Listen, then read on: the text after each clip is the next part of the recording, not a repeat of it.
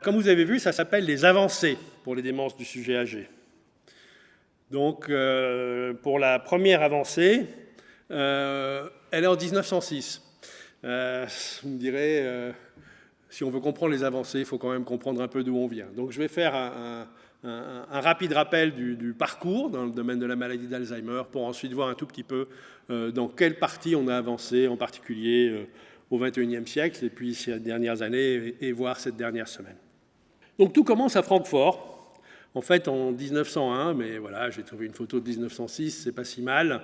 En 1901, Auguste D est admise dans un hôpital à Francfort. Et puis en 1906, elle décède.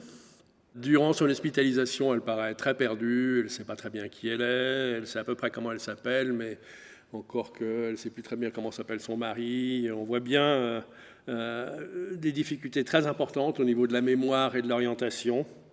Et quand elle décède, son médecin, qui était Alois Alzheimer, examine son cerveau et désigne des lésions neurofibrillaires et puis aussi des plaques amyloïdes, qui sont les deux lésions fondamentales encore maintenant dans cette pathologie. Alors depuis, les choses ont un peu avancé. Mais je reste encore un instant sur l'année 1900 pour vous montrer une structure que je l'ai déjà montrée une ou deux fois avant, donc certains d'entre vous la connaissent. C'est en fait l'hôpital cantonal de Genève en 1900. Donc vous voyez que c'était quand même une belle bâtisse, hein, c'était déjà bien grand. Et en fait, c'était déjà largement fourni dans tout ce qui est indispensable au bon fonctionnement d'un hôpital moderne, avec une simplicité que je trouve absolument étonnante. Alors je ne sais pas s'il fallait passer d'abord par le guichet de gauche ou le guichet de droite, mais en tout cas, c'était visiblement très bien organisé. Je vous en parle parce qu'en 1900, finalement, si on regarde pour toute la Suisse, il y avait quelques personnes âgées, très âgées, 650 nonagénaires, une dizaine de centenaires. Et puis, si on avance à l'an 2000, l'architecture a changé, mais aussi surtout la population. De 10 centenaires à plus de 800, mais surtout de 650 nonagénaires à plus de 47 000. Donc on voit un vieillissement important, très marqué pour la partie la plus âgée de la population, et donc il va avoir un impact sur les maladies qui touchent les personnes âgées.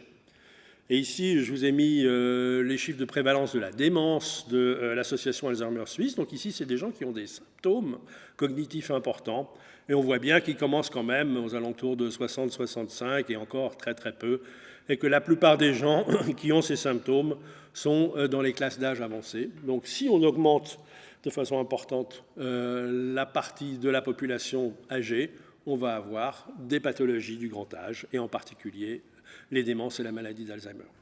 L'estimation en Suisse, à peu près 130 000 personnes, à peu près 30 000 nouveaux cas par an. Et surtout, au niveau mondial, s'il y a peut-être un chiffre à se souvenir assez marquant, c'est finalement un nouveau cas toutes les 3 secondes. Donc quand même une maladie qui nous préoccupe, une situation qui est un problème de santé mondiale finalement. Les démences les plus fréquentes chez le sujet âgé, c'est la maladie d'Alzheimer, la démence à corps de Lévy, les démences vasculaires et les mélanges de ces différents types de démences. Et comme je l'ai dit tout à l'heure, nous on va se focaliser aujourd'hui sur la maladie d'Alzheimer. La façon classique de faire le diagnostic de maladie d'Alzheimer, c'était finalement sur la base des symptômes, des signes cliniques, d'une évaluation neuropsychologique typique, d'une imagerie cérébrale. Et le diagnostic a fini par se faire de façon assez correcte, avec peut-être moins de 10% d'erreurs, hein, c'est quand même plus de 90% des fois on a raison, à un stade de maladie d'Alzheimer déjà relativement avancé, avec des signes cliniques et des symptômes bien établis. Et la difficulté, c'est qu'à ce stade, il y a déjà une perte neuronale importante. Donc si vous regardez l'hippocampe, on peut voir que chez cette personne à droite qui a la maladie d'Alzheimer, il manque pas mal de choses qui sont présentes à gauche, et ce qui manque, ce sont des neurones. Et dès les premiers signes, on a perdu jusqu'à 50% de certains neurones dans l'hippocampe. Donc le premier effort qui a été fait a été vers le diagnostic précoce. L'idée étant, c'est extrêmement difficile de remettre des neurones, de réorganiser un cerveau, de remettre des synapses. au fond, on aimerait faire un diagnostic très tôt, avant la perte neuronale et avant la perte synaptique. Et ont été définis sur plan clinique des entités qui représentent un peu les tout premiers symptômes. Il y a eu beaucoup d'entités proposées. Celle qui a un peu gagné, pris le terrain, ça s'appelle les troubles cognitifs légers, ou Mild Cognitive Impairment en anglais, MCI. Au fond, il y a une plainte autour de la mémoire de quelqu'un, le patient, la famille. Les activités de la vie quotidienne sont préservées, les fonctions cognitives sont finalement globalement normales, des problèmes de mémoire, mais très modestes, et au fond, les gens fonctionnent très bien dans la vie de tous les jours, n'ont pas de démence. Et le problème, c'est que si on suit ces personnes, il y en a largement plus de la moitié qui ne vont jamais faire de démence. Donc, comment faire pour finalement mieux prévoir, faire un diagnostic plus précoce des gens qui vont justement faire la maladie d'Alzheimer? Est-ce qu'on peut la diagnostiquer avant les symptômes?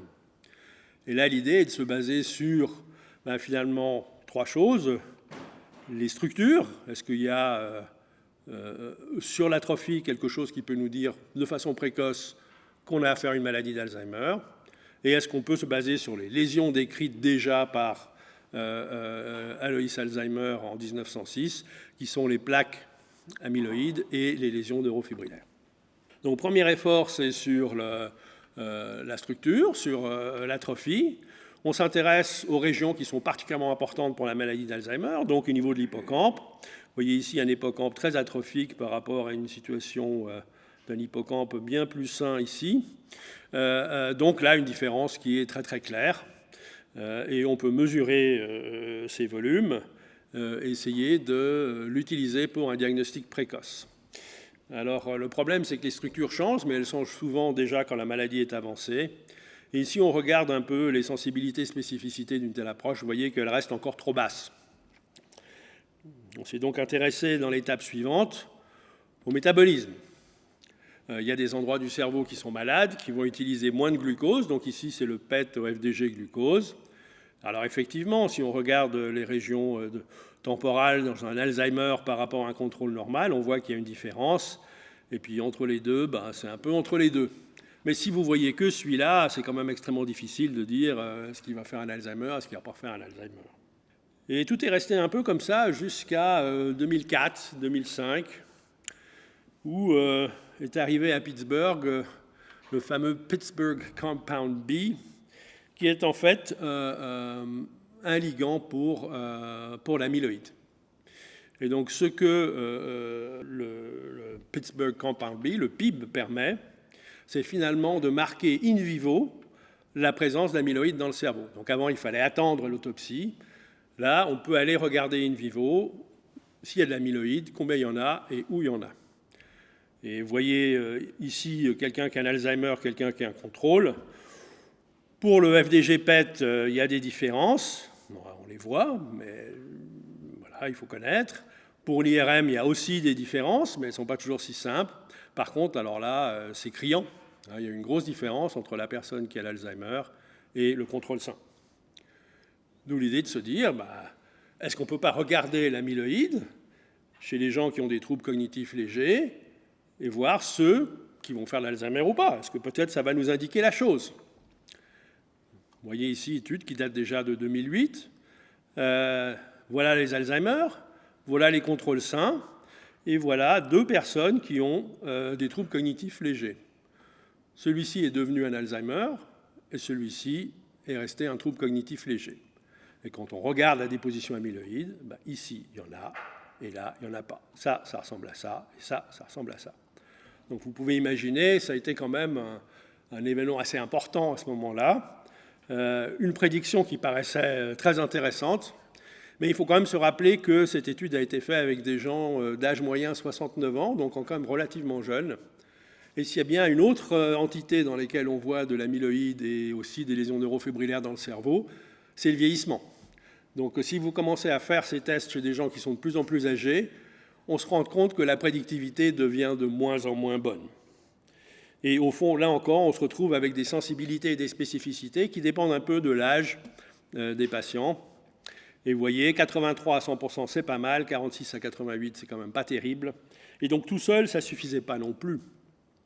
En même temps, cet effort d'essayer de déterminer s'il y avait de l'amyloïde ou des lésions neurofibrillaires dans le cerveau, pendant que les gens ont encore leur cerveau, a porté aussi sur l'analyse du liquide céphalorachidien. Est-ce que dans le liquide céphalorachidien, on peut voir des marqueurs de l'amyloïde ou des protéines qui sont anormales dans les lésions neurofibrillaires, les protéines tau? Est-ce qu'on peut mesurer ces valeurs et utiliser cela comme marqueur diagnostique d'une prochaine maladie d'Alzheimer chez des gens qui ont des troubles cognitifs légers? Alors juste pour vous rappeler quand même, la première description d'anomalie dans le liquide céphalorachidien, ça date de 1987. Et pour arriver finalement dans les années assez récentes à un système automatisé, fiable, de mise en place de critères. Et vous voyez que les étapes ont été longues. Donc souvenez-vous-en, parce que je vais vous parler d'autres marqueurs, et ils risquent d'avoir une vie qui est un peu, ou un développement qui est un peu similaire. Les marqueurs les plus importants se sont révélés être la bêta-42, qui reflète l'amyloïde, les tau et puis les taux phosphorylés, parce qu'elles sont anormalement phosphorylées dans la maladie d'Alzheimer. Et vous voyez, quand on combine le tout, on arrive maintenant quand même à des sensibilités et des spécificités qui sont 89%, 87%. C'est assez similaire à ce qui était possible de faire chez des gens qui avaient déjà des symptômes, des signes cliniques, à une situation beaucoup plus avancée. Donc quand on met un peu tout ensemble, on arrive maintenant à faire un diagnostic avec à peu près la même certitude dans les cas précoces, troubles cognitifs légers, que vers disons, début du XXIe siècle ou fin du XXe, on arrivait à faire chez des gens qui avaient des symptômes et des cas beaucoup plus avancés. Le prochain qui va arriver, c'est l'imagerie tau. Tout ce que je vous ai montré jusqu'à présent est arrivé par le canal de la recherche et est disponible en clinique, en particulier au niveau des centres, comme le centre de la mémoire. L'imagerie tau, pas encore. L'imagerie tau, c'est pour l'instant une approche de recherche.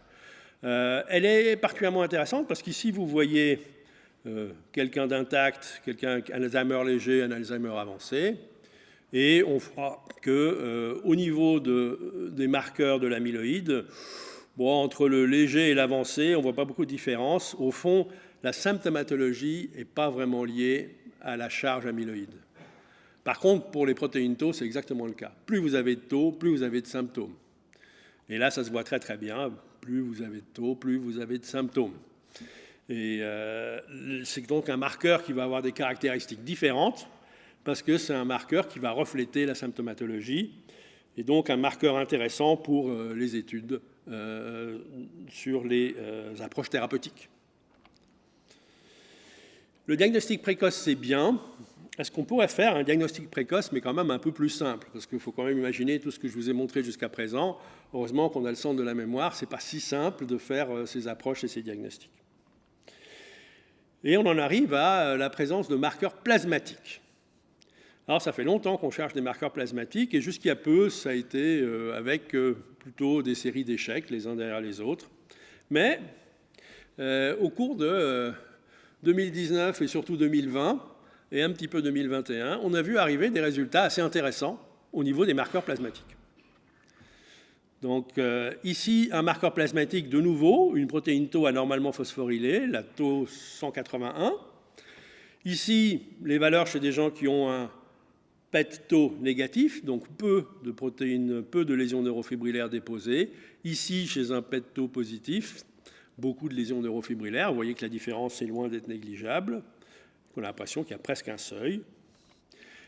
Ces marqueurs plasmatiques, si on regarde la différence entre les Alzheimer et les non-Alzheimer, nous donnent finalement des aires sous la courbe qui sont très intéressantes, avec des spécificités qui sont très intéressantes. Cette dia, je la dois à Giovanni, donc merci. Ceci dit, il faut faire attention, ces sensibilités, ces spécificités sont par rapport à d'autres tests et pas forcément par rapport à la neuropathologie. Néanmoins, on voit ici différentes pathologies cognitives. Ça, c'est des contrôles sains, ça, c'est des troubles cognitifs légers, ça, c'est des Alzheimer. Ici, les dégénérescences cortico-basales, la PSP, les démences frontotemporales ou les aphasies primaires progressives. On voit quand même que c'est nettement plus élevé dans l'Alzheimer et peut-être dans ces troubles cognitifs légers. Les différences semblent être significatives entre groupes, même s'il y a des chevauchements. Et puis on a continué à avancer et on est arrivé aussi avec des résultats pour un autre marqueur plasmatique qu'on a pu aussi découvrir en 2020, qui était le taux anormalement phosphorylé en position 217. Donc P-taux 217 avec, vous voyez, des sensibilités et des spécificités qui sont encore meilleures, mais de nouveau par rapport à d'autres tests. C'est pas mal, c'est certainement quelque chose qui nous intéresse beaucoup. Ceci dit, je vais vous montrer ce que ça donne par rapport à la neuropathologie, puisqu'il y a maintenant une étude qui a regardé le taux 181 avec la neuropathologie. Vous voyez ici que c'est 8 ans avant l'autopsie, 4 ans avant l'autopsie ou 2 ans avant l'autopsie. Et voici en rouge les Alzheimer, en vert c'est les non-Alzheimer qui ont des troubles cognitifs, et puis en bleu c'est les contrôles sains. Et on voit quand même une nette différence, surtout dans ce groupe-ci, 2 ans avant l'autopsie. On voit aussi quand même qu'il y a des chevauchements. Les différences ne sont pas absolument parfaites, il y a quand même des chevauchements entre les groupes. Ces marqueurs sont aussi intéressants parce qu'ils peuvent prédire la suite. Ici c'est taux 180 élevé versus bas. Alors si vous avez un taux 180 élevé, vous voyez que vous avez de plus en plus de gens qui vont faire la maladie d'Alzheimer dans les années qui suivent. Ici, c'est les années. Et ça, c'est les gens qui ont un taux de P-taux 181 qui est plutôt bas. On voit la même chose avec d'autres marqueurs nouveaux qu'on verra peut-être apparaître, dont on entendra plus parler. Ici, c'est de nouveau un marqueur taux. Selon qu'il est absent ou présent, on voit l'évolution avec les courbes de survie sans démence, sans maladie d'Alzheimer.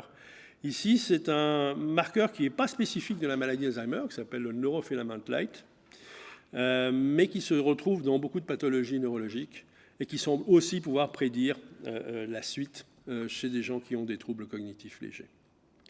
Donc souvenez-vous quand même de ce que je vous ai montré tout à l'heure avec le liquide céphalorachidien. On n'est pas encore là, mais on a quand même, par rapport à beaucoup d'années précédentes, maintenant des marqueurs intéressants, avec un potentiel intéressant, qui pourraient d'une part aider pour le diagnostic et surtout aider pour le pronostic.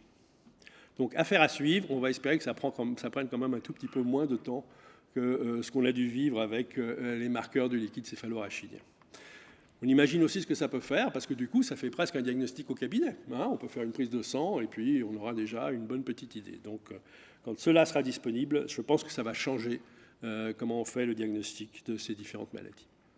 Beaucoup d'actualités sur le traitement. Alors on va y aller une chose derrière l'autre. Premièrement, parler de prévention. Est-ce qu'on peut prévenir la démence, et en particulier la maladie d'Alzheimer ? Ça nous amène à faire un petit voyage à travers différents endroits. On commence en Angleterre, dans 3 régions, Newcastle, Nottingham et le Cambridge, et une étude qui s'appelle CFAS, Cognitive Function of Aging Study. Elle a eu lieu en 1991 et ils l'ont répétée en 2011. En 1991, ils avaient 664 000 cas de démence. Ils ont tenu compte du vieillissement de la population, etc. Ils ont fait les calculs. Ils se sont dit qu'en 2011, ils auraient 884 000, selon ce qu'ils avaient mesuré en 1991, dans CFAS 1. Et ils en ont trouvé que 670 000, c'est-à-dire quasiment le même nombre. Donc par rapport à l'attendu, c'était une différence de 214 000, c'est à peu près 30%. Donc une diminution de 30% par rapport à ce qu'on aurait dû trouver. Et ce n'était pas que là. Ici, vous voyez l'étude SNAC, c'est ici Kungsholmen, qui est le centre de Stockholm, où il y a la famille royale qui a la chance d'habiter. Eh bien, une étude a aussi lieu dans cette population. Et de nouveau, moins de nouveaux cas que prévu. Et ça continue. Je vous amène maintenant à Rotterdam. Les comparaisons d'incidence entre 2 cohortes, et de nouveau à peu près 25% de diminution dans le risque de faire une démence. Et enfin à Framingham bien connu pour les facteurs de risque vasculaires, c'est là où le terme facteur de risque a quasiment été inventé, et de nouveau une incidence qui diminue de 20% tous les 10 ans si on compare les différentes époques des études de Framingham. Donc une bonne nouvelle par rapport aux diminutions du risque avec le temps, Ici, juste pour revenir vers Genève, montrer ce qui se passe dans les cerveaux des gens selon les époques. Ici, c'est des cerveaux de gens qui étaient nés entre 1874 et 1900, 1901 et 1920 ou 1920 et 1941. Et on voit que à 80 ans, si vous êtes né entre 1920 et 1941, vous avez quasiment la même quantité d'amyloïdes, voire un tout petit peu moins que quelqu'un qui est né dans la cohorte d'avant et qui a 70 ans. C'est comme si on avait gagné 10 ans sur la déposition amyloïde par cohorte, c'est pas négligeable. Donc on retrouve aussi moins d'amyloïdes dans les cerveaux. Quelles sont les stratégies qui pourraient nous permettre de diminuer le risque de développer une démence? Alors là, pour faire un peu vite, je vais profiter du fait qu'il y a une commission qui se penche là-dessus régulièrement. Elle s'y est penchée en 2017 et en 2020. C'est la Lancet Commission, c'est pratique, après ils publient dans Lancet. On est passé de 9 facteurs de risque potentiellement modifiables à 13 facteurs de risque dans la version 2020. C'est une task force internationale qui revoit tous les facteurs de risque potentiellement modifiables. Il y a une façon intéressante de rapporter ça, c'est le PAF, c'est Population Attributable Factor. En fait, l'idée est que si vous avez un facteur de risque qui augmente de façon très importante le risque, mais dont la prévalence est très faible, il va avoir beaucoup moins d'impact sur la diminution de la maladie dans la population. Par contre, si vous avez un facteur de risque qui a une prévalence très élevée, même si la modification du risque est plus faible, il risque d'avoir un impact plus important. Donc en fait, ça tient compte du risque relatif et puis de la prévalence de la population. Et donc on regarde un peu les différents facteurs. Ils sont organisés en facteurs sur lesquels on peut travailler chez les gens qui sont relativement jeunes. Et ça, c'est le niveau d'éducation. Et ça pourrait modifier de 7% la présence de démence dans la population. Il y en a sur lesquels il faut travailler chez les gens d'âge moyen, on va dire, 45-65 ans. Perte d'audition, traumatisme crânio-cérébral, hypertension, alcool, obésité. Vous voyez ici les PAF correspondants. Et puis, ceux qui représentent un facteur de risque même au plus grand âge, le tabac, la dépression, l'isolement social, le diabète et la pollution de l'air qui fait partie des 3 ou 4 petits nouveaux qui sont arrivés en 2020 avec des études assez intéressantes selon si les gens habitent près ou loin des autoroutes par exemple. Tout ça pour dire que finalement on en arrive à avoir à peu près un potentiel d'intervenir soit tôt, soit à l'âge moyen, soit un peu plus âge plus avancé pour diminuer presque de 40% la quantité de personnes qui ont des démences dans la population. Il reste encore à faire la preuve. Peu d'études prospectives ont pu faire la preuve. Il y en a finalement une qui est une étude finlandaise. C'est l'étude qui s'appelle FINGER. Il y a une intervention du feu de Dieu, si je puis dire. C'était extraordinaire. Ces gens, je ne sais pas comment ils ont survécu, mais ils ont fait de l'exercice physique tous les jours, si ce n'est pas plusieurs fois par jour, de force, de toutes sortes, l'aquat, jogging, enfin un tas de choses. Ils ont eu des interventions nutritionnelles extrêmement poussées. Ils ont eu des activités cognitives, ils ont eu tout un suivi très rapproché par rapport à d'autres qui ont eu des conseils de santé habituels à peu près 3 fois par an. Et quand on regarde la différence, c'était des gens de 60 à 77 ans qui étaient à risque de démence, mais qui n'en avaient pas. Et on suit les scores cognitifs. Eh bien, il y a une différence assez intéressante déjà au bout de 2 ans, qui est mesurable pour beaucoup de choses, les fonctions exécutives, les scores totaux, la rapidité de processing dans les tests.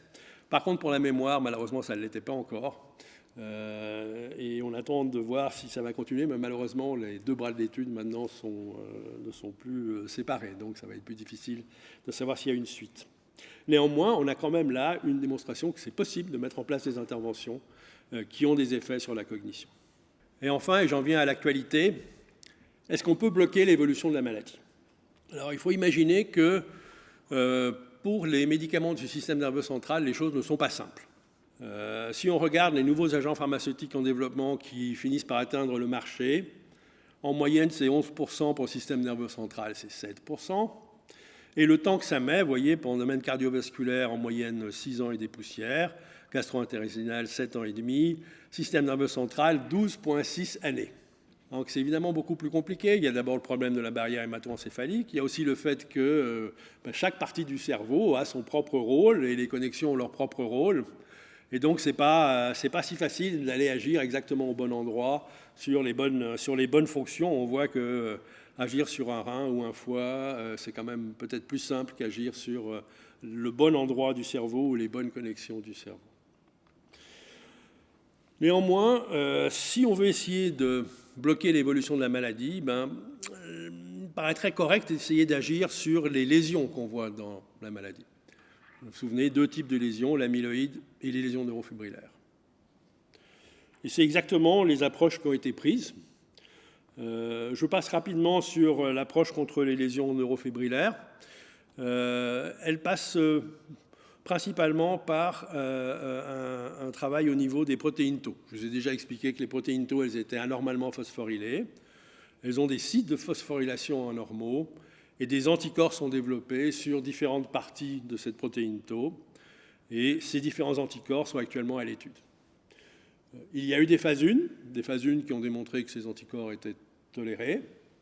Il y a des phases plus avancées en cours, mais on attend encore les résultats. Donc pour ce qui est du taux, je pense que je serai à la retraite, ça va être d'autres qui vont venir montrer les résultats des antitaux. Mais c'est très intéressant quand même, parce que souvenez-vous, la déposition tau est liée aux symptômes, donc les antitaux auraient peut-être des effets sur les symptômes, c'est en tout cas l'espoir. L'autre approche qui a été beaucoup utilisée, c'est la lutte contre la déposition amyloïde. Il y a eu beaucoup d'approches, des approches enzymatiques, des approches multiples. Celle qui a le plus été suivie, c'est celle de l'immunisation passive. Et finalement, c'est l'administration d'anticorps anti-amyloïdes. Et ça m'amène à parler de l'actualité sur un de ces anticorps, qui est l'aducanumab, qui a pu montrer il y a quelques années, dans une très belle publication quand même dans Nature, des différences assez importantes au niveau de la quantité d'amyloïdes dans le cerveau après traitement. Donc voici le baseline chez quelqu'un qui n'est pas traité. Voici des gens qui sont après une année sous placebo par rapport au baseline 3 mg, par rapport au baseline 6 mg, par rapport au baseline 10 mg kg. Et on voit que selon la dose, finalement, il y a de moins en moins d'amyloïdes. Donc comme pour d'autres traitements anti-amyloïdes, l'aducanumab peut tout à fait diminuer la quantité d'amyloïdes dans le cerveau, et probablement mieux que d'autres, en tout cas aux doses élevées, de façon assez importante. Difficile à dire parce qu'il n'y a pas des comparaisons directes d'un traitement à un autre. Deuxième chose qui était intéressante, c'est que non seulement on voyait une diminution de la quantité d'amyloïdes, mais ici vous avez un score cognitif qui est le CDR-SB, donc qui varie de 0 à 18. Il faut voir que ce sont donc des gens qui sont tout débutants, hein, ils ont des scores qui sont tout petits. Néanmoins, au bout de 26 semaines, pas beaucoup d'effets, mais au bout de 54 semaines déjà, on voit des effets qui semblent tout à fait liés à la dose. Et ici, dans le groupe avec la dose la plus élevée, les 10 mg kg, c'était significatif. Sur cette base de cette étude, qui était une phase 1B, ils ont sauté la phase 2, ils ont eu l'autorisation de ne pas la faire. La phase 2, c'est celle qui vous permet de décider exactement quelle est la meilleure dose. Hein. On va voir s'ils ont eu raison ou pas. Et puis, ils ont démarré des phases 3. Donc, il y a eu 2 grandes études de phase 3 sur cet anticorps. Et en mars 2019, arrive un peu comme un tonnerre dans un ciel bleu à l'époque, la décision d'arrêter les 2 études, sur la base d'une analyse de futilité.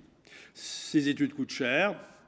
Ils ont fait une analyse de futilité en mars 2019, c'est-à-dire qu'ils ont regardé est-ce qu'ils ont des chances de trouver des résultats positifs. Et puis, ces chances étant été jugées trop faibles, ils ont arrêté les études. Donc, les études de phase 3 s'arrêtent. Pendant ce temps-là, les résultats continuent pour les gens qui étaient déjà dans les études. Et donc, il faut une nouvelle analyse des données en octobre 2019, parce qu'ils ont continué à avoir des patients qui rentraient. Et là, c'est comme le phénix, la résurrection de l'aducanumab, sur la base de résultats à haute dose, donc 10 mg kg, des études de la phase 3 et des études d'une phase supplémentaire qui était la toute première dans le neurone, la phase 1B. Ils ont décidé que, finalement, le médicament en valait la peine et qu'il ne fallait surtout pas l'abandonner. Alors, qu'est-ce que ces études ont montré ? Ce n'est pas facile à trouver, les données, puisque pour l'instant, Elles sont déposées à la FDA dans différents endroits, mais elles ont été présentées par moments, souvent sous des formes de pourcentage, mais parfois, ici, grâce au label de la FDA, on trouve les résultats de l'étude positive de phase 3. Je vous ai mis pour le CDR-SB, donc vous vous souvenez, 0 à 18. Le MMSE, ça c'est 0 à 30. La ADS-SCDL, c'est une échelle qui va de 0 à 52. Donc la première chose qu'on voit, c'est que les patients ont des scores très bas, ici sur le CDR, des scores très hauts sur le MMS, des scores très hauts sur la fonctionnalité qui est la DCS-ADL, et donc finalement ce sont des gens qui sont débutants. Ils sont des troubles cognitifs légers ou ils ont des démences vraiment très très légères. Ensuite, vous voyez la différence entre la fin de l'étude, 78 semaines, et le baseline. 1,35 pour les gens à haute dose, 1,74 pour les placebos. Le CDR-SB, ils vont mieux être bas que haut, donc la différence est de moins 0,39, c'était significatif, c'est en faveur de la haute dose, et puis vous avez droit au pourcentage, une différence de 22%. Pour le MMS, c'est pareil, moins 2,7 dans le groupe à haute dose, moins 3,3 dans le placebo. Vous savez que pour le MMS, il vaut mieux avoir un score haut qu'un score bas. La différence est de 0,6. Alors, il se trouve que ça fait 18% parce que c'est des petits chiffres, mais c'est tout juste significatif. Ici, sur la fonctionnalité, une différence de moins 2,5, une différence de moins 4,3 chez le placebo. Donc là encore, la différence entre les deux est importante et elle représente 40% de différence. Et c'est significatif. Et c'est finalement sur la base de ces résultats Emerge, les autres étaient négatifs, et du 1B, qu'ils ont décidé d'avancer. Donc je vous ai mis le résumé qu'on peut avoir en pourcentage. Alors méfiez-vous, c'est des petits chiffres, c'est pour ça que c'est difficile de voir les pourcentages. Les chiffres en bleu, ce sont les chiffres positifs, c'est l'étude Emerge. Ici, c'est les deux mesures cognitives, ici, c'est la mesure fonctionnelle. Vous voyez, moins 22%, moins 18%, moins 40%, tout ça c'est dans le bon sens. L'étude Prime, c'était la toute première, moins 67%, moins 76%, c'est dans le bon sens. Ici, c'est les non significatifs, en noir si c'est dans le bon sens, et en rouge si c'est dans le mauvais, mais enfin, c'est de toute façon des résultats non significatifs. Donc vous voyez que sur la base de ça, et puis de tout un tas d'études post-hoc sur les gens qui ont réellement eu les hautes doses, etc., le médicament a été déposé, une demande à la FDA. Il faut savoir que ce médicament a aussi des effets secondaires. Je dois parler 2 secondes de cela. Il y a le Amyloid Related Imaging Abnormalities, ARIA-E, qui est de l'œdème, que vous voyez ici, ARIA-H, qui sont les micro-saignements, que vous voyez ici, et aussi de la sidérose. Et puis, ça disparaît en général si on arrête le traitement ou parfois il faut donner de la prédnisone. Si on regarde les taux de ces effets secondaires, pas négligeables, vous voyez l'ARIA-E 35% versus 3, l'ARIA-H 19 versus 7, 15,2. Pour les autres, c'est quelques différences petites sur les chutes, les diarrhées ou les céphalées, l'état confusionnel. La FDA, avec ses résultats, le 7 juin, donc il n'y a pas longtemps, approuve l'aducanumab pour une autorisation de mise sur le marché. Alors, ça ne l'a pas approuvé n'importe comment. C'est ça qu'il faut comprendre. C'est dans une filière spéciale qui est la filière des approbations accélérées. C'est-à-dire que le médicament ne doit pas prouver absolument son effet clinique. Il doit prouver son effet sur une variable qui représente l'effet clinique. Dans ce cas-ci, c'était la diminution de l'amyloïde. Et il doit avoir, de façon crédible, un potentiel important. Et enfin, ça doit être un médicament qui doit traiter une maladie qui est importante sur le plan de la santé publique, ça c'est le cas, et pour lequel on n'a pas de traitement. On n'a pas de traitement qui puisse permettre de stopper l'évolution de la maladie. D'où, maintenant, il s'appelle Aduhelm. Et puis, l'approbation, elle est sous condition, elle est temporaire, et charge au laboratoire de prouver l'effet avec une nouvelle étude randomisée contrôlée, ce qui ne va peut-être pas être évident si, en même temps, le traitement est autorisé. Alors, que penser de tout ça? Alors déjà, quand même, quand vous êtes dans le domaine, c'est un peu le rêve. Je veux dire, ça fait des années qu'il n'y a pas de nouveaux médicaments. Ça fait des années qu'on cherche des médicaments qui peuvent bloquer l'évolution. En avoir un enfin approuvé, c'est quand même quelque chose qui est remarquable. D'un autre côté, c'est peut-être aussi le rêve pour tous ceux qui les produisent. Il y a un certain nombre de compagnies pharmaceutiques qui avaient arrêté de travailler sur l'Alzheimer tellement c'était compliqué de développer des médicaments. Donc peut-être que ça va aussi être un encouragement pour développer des nouveaux médicaments. Il y a aussi des interrogations quand même, des gens qui s'interpellent. Je pense quand même déjà à les payeurs, parce qu'on ne sait pas du tout quel va être le prix.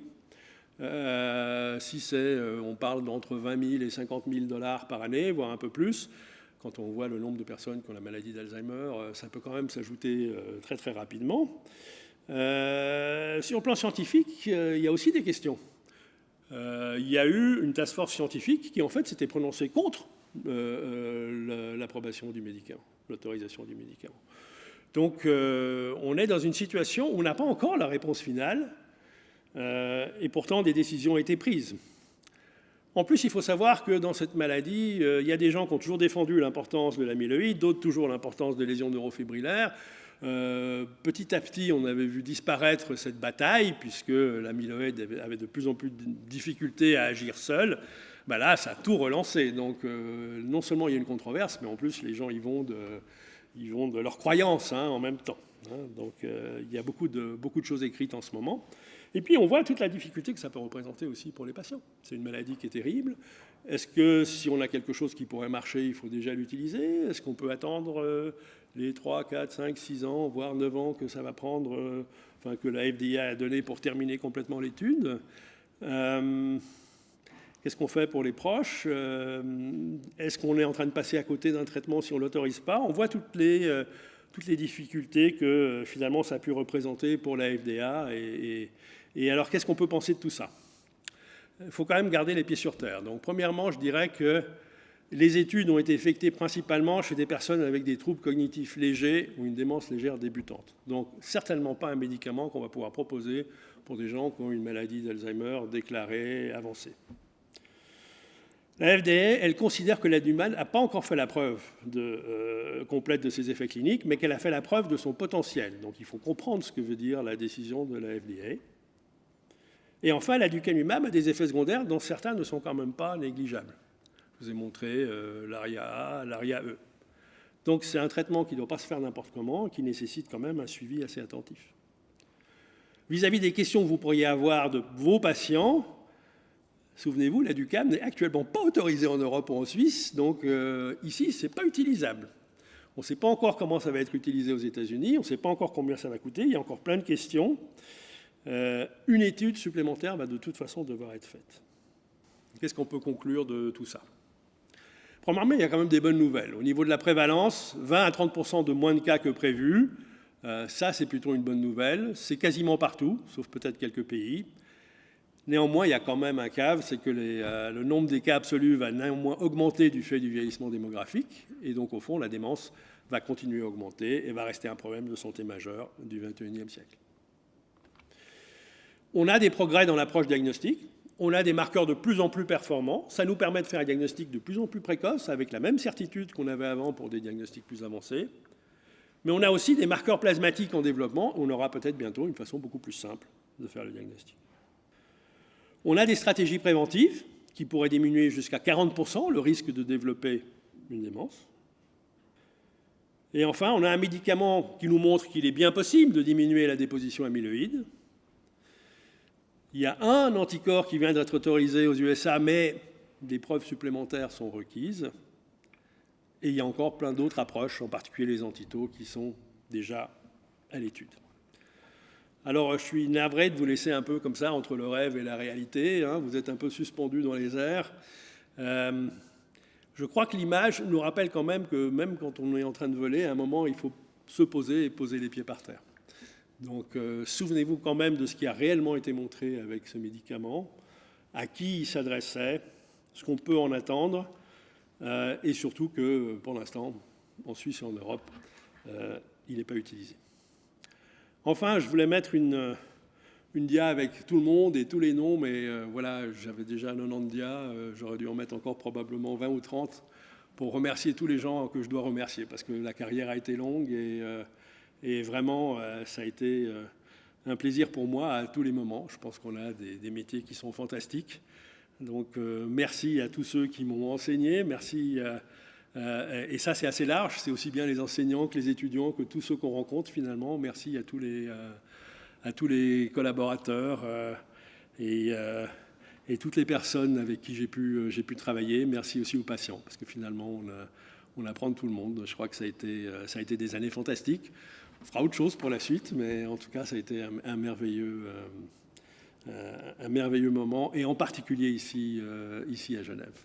Donc, merci à tous. Merci beaucoup, Arnaud, pour l'invitation.